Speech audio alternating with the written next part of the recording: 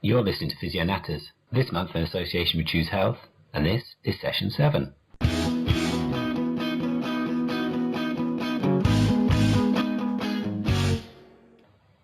Hello and welcome back to Physio Natters. We have to start with some apologies this month. We're extremely delayed putting out the recording of the podcast due to a number of technical difficulties and some errors on my part with regards to quality control. However, we have finally got a finished product, and Mary O'Keefe more than makes up for the delay. Our very own Rob Tyer makes a fantastic job of interviewing her for her first ever podcast, and I think you will agree we could have her back for an entire series. I'll see you at the end.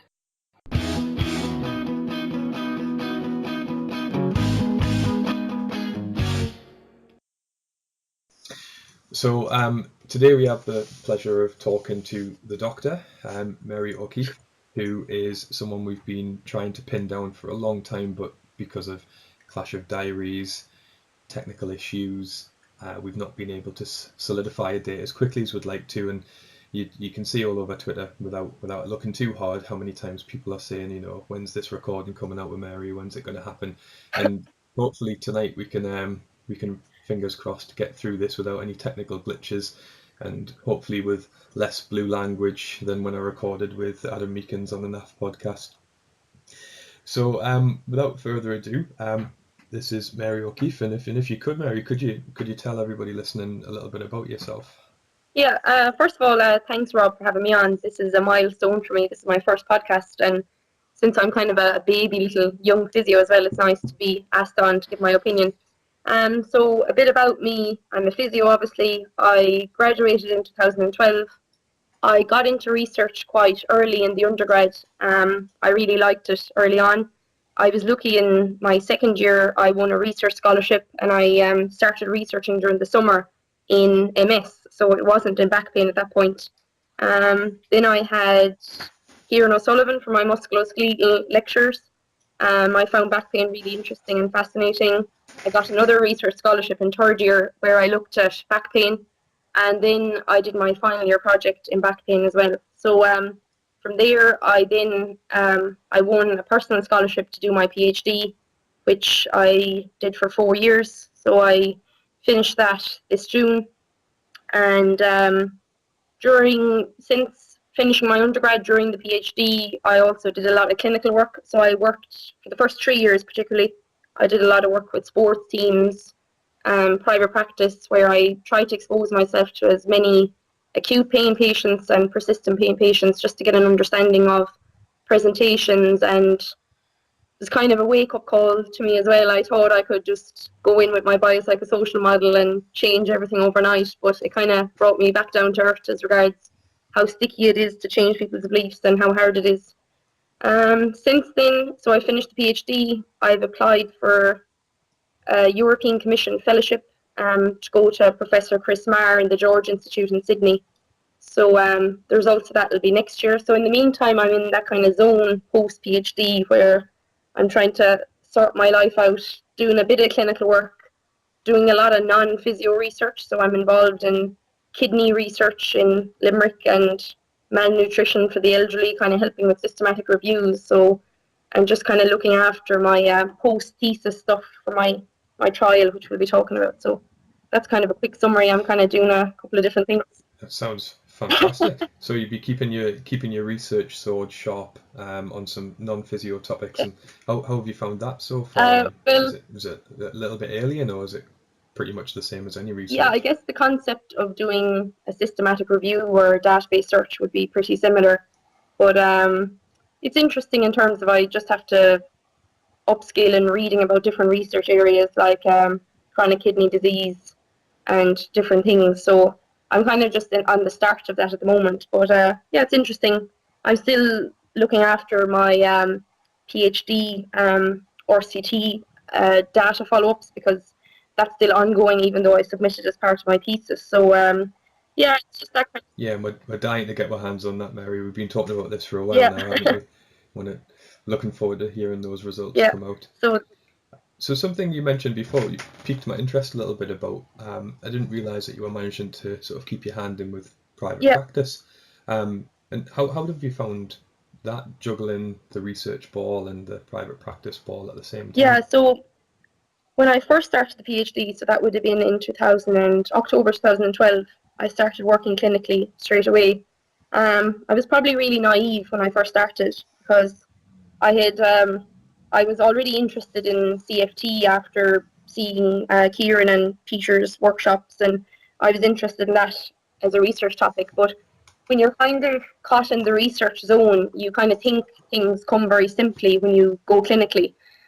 Like I was kind of the opinion, oh, we're just overcomplicating this. People's beliefs will be very easy to change. This will be quite easy. So I remember being really, really shocked when I first started going into private practice. People's expectations, people's beliefs, how hard it was to change people's perceptions. But I really, I found it tough at times, but it has helped my research in ways and in big ways, and it has definitely helped my kind of we'll probably be talking about that, my media pieces, like the 15 things you don't know about back pain and stuff like that. It gives me an edge to kind of understand how can I break down the research findings to ensure patients understand it, which if I didn't have the clinic, I wouldn't be able to do that. I wouldn't be able to bridge the two. So yeah, I haven't been doing much clinical this year because I've been applying for the grant and finishing my PhD, but it's something that I was doing a lot of and I'll get back into again. But at the moment, I'm probably not doing as much as I should be doing. Yeah, I mean, you certainly sound like that would be a dream situation, well, from my perspective anyway, being able to have that sort of balance between clinical practice and research. And I mean, you must have this really unique position where you can sit on social media and watch people argue the toss, who are purely academic versus those who are purely clinical, and never the twain shall meet.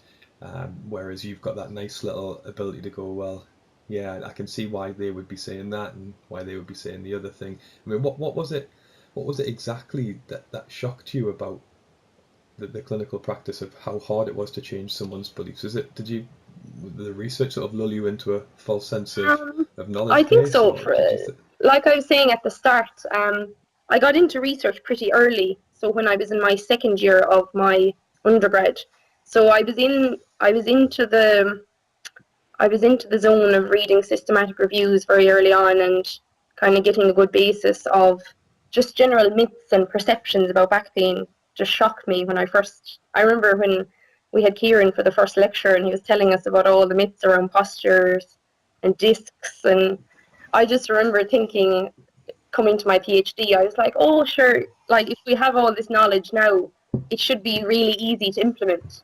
So, and when I was learning about the biopsychosocial model stuff, I just had my opinion that it would be much easier to implement than it was. Like to even it yeah, yeah, you've got someone like Kieran O'Sullivan, who's such a yeah, well-known person exactly. out there delivering it. If only it Yeah, was that easy but to even to accept from educate the rest people, of us. I kind of thought initially, well, I suppose I wasn't that naive, but there's a lot to, let's say if you take a systematic review which shows there's no differences between different treatments or different exercises, it's very hard to, I found it very hard to translate that clinically initially. When you're met with people's beliefs and expectations, and when you're working for other people, and there's a lot to learn in translating the research to kind of suit an individual that comes in front of you. It's something I think if I was a full-time researcher, I definitely would have no concept of. But at the same time, I understand why researchers are very kind of critical of just clinicians as well. So I kind of I try and kind of keep Yeah, both hats, yeah. but I'm far more of a researcher, academic head than I'm a clinician, I think. Well, certainly reading the research proposal that you kindly sent Yeah, me a link to, and we can tweet this afterwards as well. Reading through all the methodology, it seemed like something that a yeah, clinician definitely had their input in, and I mean it was really nicely structured. And I suppose well, before we get on to that, why don't we discuss exactly what your topic was about. Would you like to sort of Yeah. introduce a little bit about So your my research? overall topic was looking at persistent low back pain. I call it persistent. I don't like the word chronic, but I suppose chronic low back pain is what it's called in my thesis and my protocol.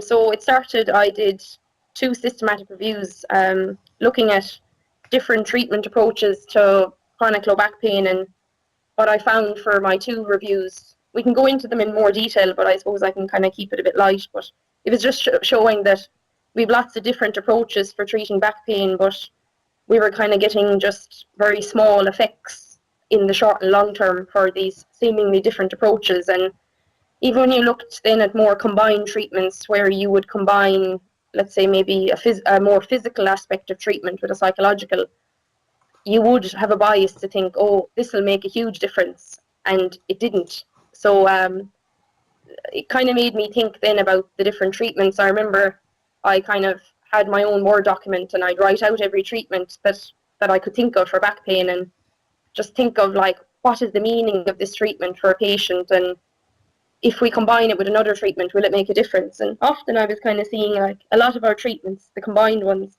they can often be contradictory in the message they're giving to the patient. So, for example, one component of the treatment could be quite telling someone, they need to mind their back or stabilize their core. And then that might be the core stability aspect of it.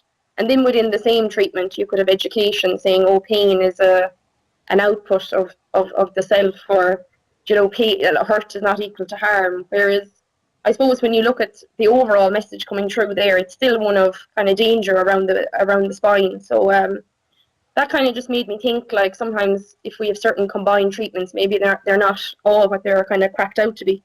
Then I did a review where I compared group physiotherapy exercise-based interventions to one-to-one exercise-based physiotherapy interventions. And I think our bias as physios, when we're trained, like we're trained in college, well, I was anyway, we're trained to kind of deliver treatment on an individual basis, really. Like maybe on placement, some of us would have been introduced to groups, but we'd have always probably had the perception that individual would be better. And my review came out then and showed, oh, there's actually no difference, no clinically significant, differences in favour of one over the other. They were the same. So that kind of made you reflect again in terms of, okay, what kind of approach is, like, what are we doing that's wrong, or is there anything we can do, or is there something we can do better? Then I was looking into patient-therapist interaction in terms of when we knowing now what we know, I suppose, about the complexity of pain and how you can get that into the clinic, given all the poor beliefs that are out there, you kind of really need to have good interaction skills and communication skills, because the risk of, I suppose, the rejection of the CFT message or the rejection of any kind of biopsychosocial orientated treatment would be quite high if you don't have that alliance. Then how CFT emerged, I suppose, you're looking at all the different treatments. They're quite generic. They give everybody the same approach. They generally focus on one factor. We've probably been quite naive in thinking that we can change pain using one approach, or we've kind of been probably a bit naive as well in thinking that all of our approaches do provide benefit. Like, a lot, maybe when you break it down, a lot of the messages within the treatments can be quite contradictory, or kind of quite dangerous, or kind of drive a protective response if we're not kind of aware of the science. And then when we look at the subgrouping approaches, they haven't really stood up in the trials either, where patients are kind of boxed into little subcategories based on different dimensions, and that hasn't really stood up. So I suppose CFT kind of came from, we see all these different patients, they all look very differently, they think differently, they have different factors at play.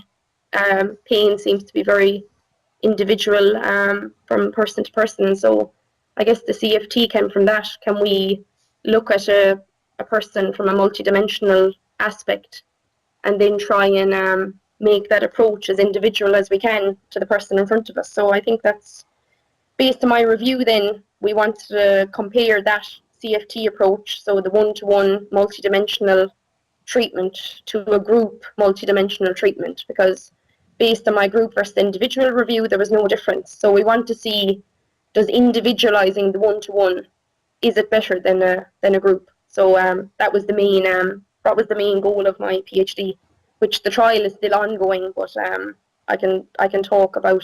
we can talk about the treatments in more detail, I guess. Well, yeah, that's a great little segue, and for being your first podcast, you've lined it up the next question really well. So when the podcast team and I were talking Yep. about the research proposal that you sent across, we all kind of got a little bit sort of giddy, and were laughing and thinking that this control group that you've put together would be a dream in any physio department around the country. You know, we'd love to have this. Even though this is, I mean, ideally, we don't know yet, but ideally it doesn't do as well as something like the CFT sessions you're doing. But that alone, that control group was fantastic. So could you maybe expand a little bit about and just really sort of I guess I'm lucky, first of all, my supervisors are all clinicians as well. So Peter O'Sullivan, Wim Dankarts, Kieran O'Sullivan, they all have a large clinical mind that is driven. I wish I had a meeting sound effect so I could drop bombshells on that. Just with all those that would be part of developing a good intervention in the first place. Then what I've mentioned previous, my review that has been recently published in BJSM doesn't show any difference between one-to-one treatments and group treatments. So when we looked at the group interventions in those trials, most of them used a combination of exercise, education, maybe a bit on relaxation. So like any randomized control trial, you want the control group as realistic and as strong as you can have it. So it's a good comparison, because otherwise, if we set up the trial with a poor comparison, we're not really testing CFT enough, I think. No one can accuse you of having a weak control group in this study, Mary. That's for sure. Yeah, of course. So we considered it very important that we would have a strong control group, so it was a meaningful comparison. So we developed the group with 40 minutes of exercise first. So if we look at the current systematic reviews comparing different types of exercises, very different type of exercises still have similar effects. So we said we'd include a bunch of different exercises. If we think about other reviews that have been done or other studies where exercise tries to be targeted based on a subgroup, it hasn't really stood up. So we tried to keep it general and simple. So within the 40 minutes, the people were told that they can do the exercises at their own pace. The big thing was that they weren't instructed to do the exercises in any particular way. So they weren't told, oh, don't flex your back, or you need to keep it in a particular position. The main thing was they did it at their own pace and they felt comfortable. So within the circuit, we let them do as many as they wanted. Then in terms of the education component, so 40 minutes of exercise and then 30 minutes of education at the start of every class. So we were considering, when we were designing this, what are the main things we want what are the main things that a person with back pain would like to know, so, and feel reassured about. So there was 6 classes, and each week concentrated on a different topic. So topics would have been kind of the more contemporary understandings of back pain, away from scans and the way pain isn't always to do with tissues, that it's more to do with lots of different systems. Spoke about posture and the myths around that, the importance of exercise, but still kind of telling people that exercise is good, but not giving them any kind of scaremongering information around it. And then giving them information as well around the importance of sleep and stress and relaxation. So a lot of kind of just reassuring messages that weren't too contradictory, we hope. Then we finished with 5 minutes of relaxation at the end. So it was normal diaphragmatic breathing just to finish it off. And the main thing then with the group was to ensure that the 3 different components, that none of them actually contradicted each other. So sometimes I suppose it's an opinion, but when you look at different treatments or look at different multimodal treatments where 2 or 3 different components seem to be given, often one component could be reassuring, whereas the other component by accident could actually promote more danger or fear. An example of that would be where people might be given core stability, but then they'd be given education about pain, and the core stability, the people could be instructed, oh, this is to do with transabs, multifidus, you need to mind your back, you need to stabilize. Whereas then the message that could be given in the education could be, oh, pain is normal, it's not to do with tissues, other factors are important. So the patient could end up leaving completely confused. And if we think of pain as a protective device and a protective model, it doesn't make any sense that we would give one dangerous message and one safe message. So, like all humans, we'd probably prioritize the dangerous one. So we just need to be careful there that nothing contradicts each other, basically. I suppose that would make sense, considering there's a bit of an area of research where it looks at contradictory advice between clinicians. Yeah. So seeing several different clinicians can often lead to ongoing problems with people. So it would make sense that contradiction within the clinician, their spiel within the session, that would probably not go down too well either. For sure, yeah. And I suppose we're quick to kind of say that different clinicians have different opinions, but I suppose when the one clinician who provides the treatment is still giving contradictory messages, that's kind of disappointing. So even changing that, I think, could be important. Even if we were given a very basic treatment, how can we make sure that it's really simple but doesn't provide any scaremongering information? So it is very important, yeah. Yeah. Well, on that simple note, if we can try and maybe simplify some of the terms that have been used here. So you've mentioned multimodal, you've mentioned biopsychosocial. You often do hear people throw it around. It's almost become its own buzzword, hasn't it? It's almost become the new functional or the new sort of core or whatever the buzzwords are at the minute. So how do we sort of define cognitive functional therapy? How do we know we are doing it? And how does it differ from what we'd previously be familiar with, which was cognitive behavioural therapy? So I suppose on the word of biopsychosocial first, I would view CFT as like it treats biopsychosocial as the one word. So we're kind of looking at the interplay between all of these different factors as opposed to looking at different dimensions separately. So my best definition of CFT would be it's a multidimensional framework which allows the physio and the patient to really figure out what are the drivers that are at play in this person's back pain for them. So when they get a flare up or when their pain started or when it restarts, what factors seem to be at play when that happens? And then we try and explain the pain in terms of that story of factors. And then we try and give the person strategies to manage and cope with their pain. So what we're looking at in CFT, how it differs from other approaches, we're looking at different dimensions, but I think it's unique in the ways we look at the interplay across different dimensions. So we look at physical factors, and I think this is probably the greatest misconception about CFT. Some people think it's a subgrouping approach based on movement patterns and approaches, whereas really we look at physical factors, we ask, so, is movement or are certain movements provocative or feared or avoided, and then we'll look at those. So if an example would be bending, if somebody avoids bending or if it's sore or they're fearful of it, we'd want to look at how they're doing it, but uniquely we'd want to know how they feel about bending and why they're bending a certain way and why they're... So you're not putting across a concept that there is a correct way to bend, you're almost giving them options or maybe alternatives and deconstructing why they have a problem with that. But I suppose more importantly, we're not looking at the bending as this isolated thing in the periphery. We're looking at the bending as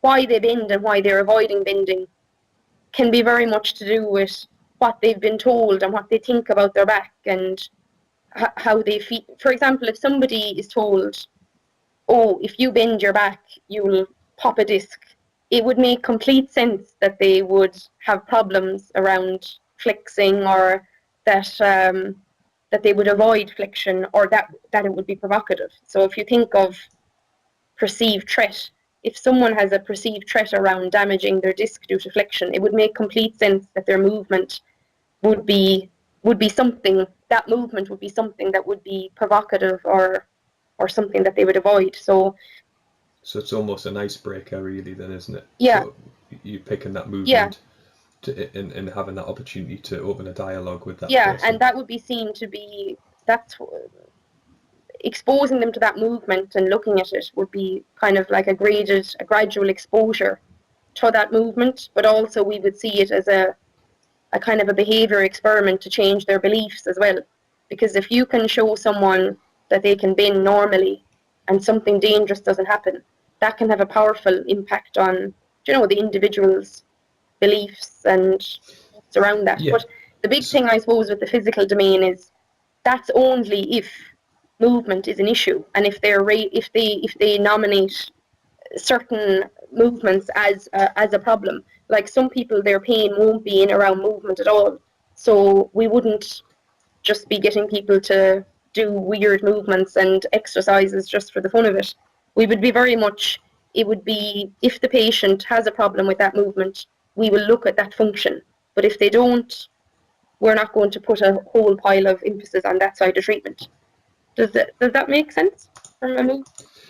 Yeah, it does. And I think what I'd like to ask them, because this is something that has just occurred to me, rightly or wrongly. So you mentioned something about changing beliefs with regards to the CFT model. And I suppose arguably you could suggest that the ACT model is also about changing beliefs on the acceptance side of things.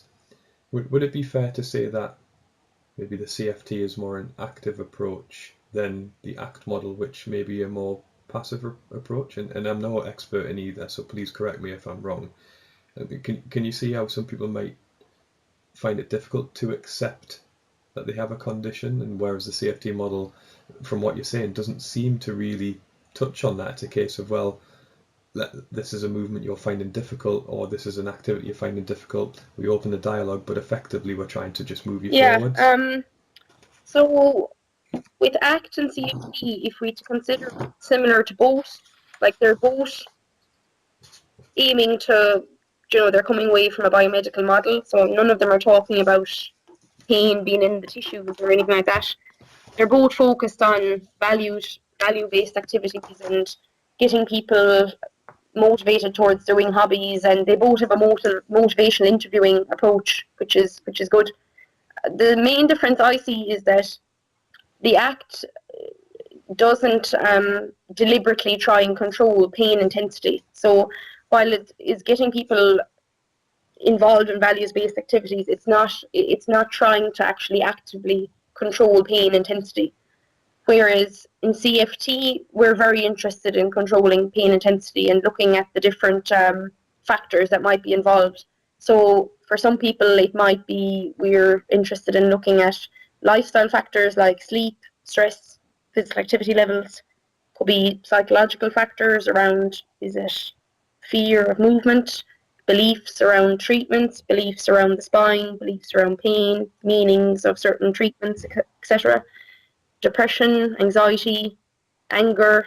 We're interested in looking at all of those. The social context in terms of, have there been changes at work, changes in family, changes in life events. Yeah, so obviously they do have a common theme running through them then.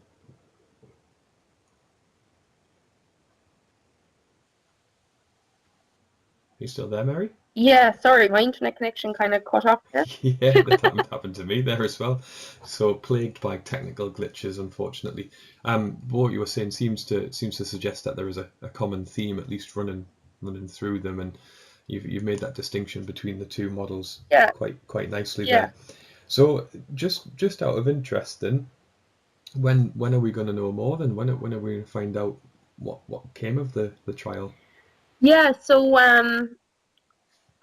I'm still waiting on 12-month data results to come through, and some 6 months, because obviously people were recruited at different times, so we won't know until the end of next year. By the time all the data is through, the intention to treat analysis is complete, I won't be able to say for sure. I know I presented some descriptive statistics that I found, but really until the intention to treat analysis is done, there isn't really much point, I suppose, in stating anything until that analysis is done. So yeah, we still have to wait. Yeah, it's a long time, isn't it? So in the meantime, then we've obviously got these little things that you're pushing out left, right, and centre, which is always great to see the media taking a hold of good quality information from sound, evidence-based clinicians instead of some of the garbage we see. So do you want to tell us a little about how you got involved in this myths article?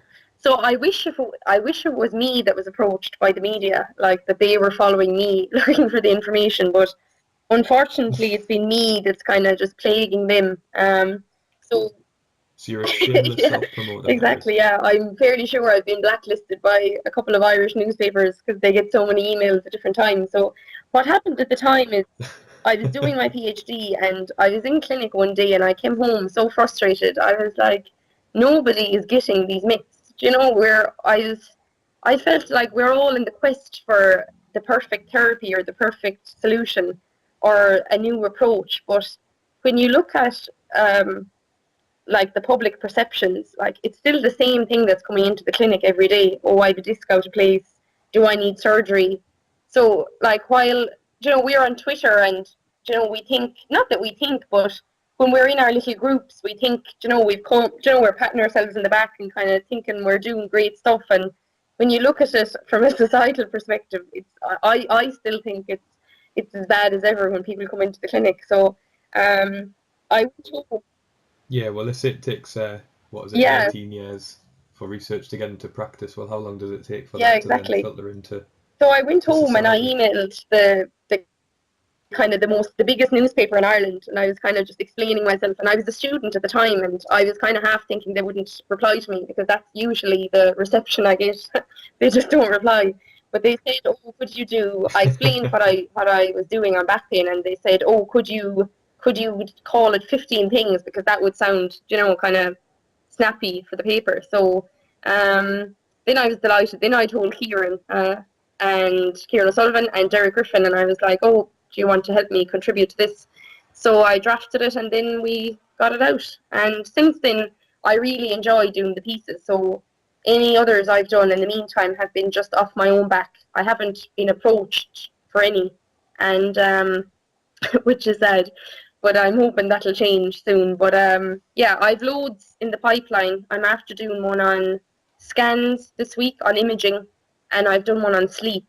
And I've also ones done on kind of the different factors, like sleep, mood, stress, medication, surgery, just kind of really breaking down the different findings of the different systematic reviews and trying to get it into the media, because I think it's really important in terms of I think we just need to be doing more as regards awareness of the myths around back pain. Because I know, like, I know we need to spend a lot of time understanding the science and pain in general, but I think unless we kind of change the distorted views or make some kind of attempt to change those, we kind of need to be coming from both angles, really. Like, it's not going to be within physio, it's going to happen. The change, it has to be on a larger scale. So I'm not under the illusion. Yeah. No, yeah, I see what you're saying there. We have to target an audience who maybe aren't in pain at the moment, in order so that they can carry it over into periods when they are in pain. Unfortunately, the only contact we get with people is when they come into the clinic. And I guess I'm not under the illusion that the newspaper articles are changing the world or anything, but they're just a sign, I suppose, we need to get in with other systems. And it's not enough that a couple of physios are kind of saying we should be doing this thing or challenging myths. It needs to kind of, well, that's what I would like going forward. If we could kind of get in with bigger systems. If you think of it from, surgeons, insurance companies, all the way up to GPs, like everybody kind of needs to be singing from the same hymn sheet as regards even the perception. It's like, I suppose, understanding of pain, we're behind on that. Health professionals are probably generally behind on that, but you would think the perceptions, like as regards discs being out of place and stuff like that, would change at this stage. But I think there needs to just more emphasis be placed on that, and even something that just and won't even die at things the like moment, is it? interdisciplinary approaches, which I think sound great in theory, and I would like if it went that way. But until the professionals start singing from the same hymn sheet, I think it can kind of cause more damage if different disciplines are saying different things. So it would be great, even like with one patient, to have a few professionals in the same room having a general consensus as regards, oh, her disc isn't out of place. Like, it's awful that like one health professional is still going against the other in the basics. So that's really. And unfortunately, one of them is more readily acceptable to the patient to believe even than for the other. example, I know on Twitter people would be saying to me, or they'd be asking me at courses, oh, how do we bring CFT into practice and how do we do this? But I think there's a long way to go in terms of just general public perceptions around pain, and before we ever kind of, it's not going to be just physio, or neither, not that it should be just physio. I don't think that, but it needs to. Yeah, there needs to be a kind of a good basic knowledge of poor beliefs. I'd love to see a shift in that across the different health disciplines, I suppose. Yeah. You and me both, Mary. You and me both. I think this is probably a good time to wrap it up. But first of all, if you'd just like to tell everybody who's listening, if they aren't already following you, how do they find you on my Twitter? Twitter, what is it? Name is handle, is that what they say? Handle? It's at Mary O'Keefe 007, kind of James Bond. Lovely. I knew that, and I just wanted to make you say that. Fantastic. And have you got any other sort of projects on the pipeline? Have you got a website or anything that our like to research group website, www.pna.com. So that's brilliant in terms of all the group, like myself, Kieran, Peter, Sharton, Wim, are just trying to use that as a platform to convey evidence-based information to clinicians, patients, and researchers. So that's definitely worth to follow on Twitter. Yeah, it's worth a follow. Going onto the website. I just got a notification and from just following YouTube the rest today. of my research team, obviously. Yeah, it's good. Yeah, that's it. There's something in the water over that end of the world, isn't there? Oh, great. Well, thanks very much for taking time out of your busy schedule, Mary. Apologies for all the technical difficulties to you and to everybody who's been chomping at the bit to hear you speak. We'll try and push this out as soon as possible, and then we'll no doubt have something, some firefighting to do on Twitter. Okay, bye, Rob.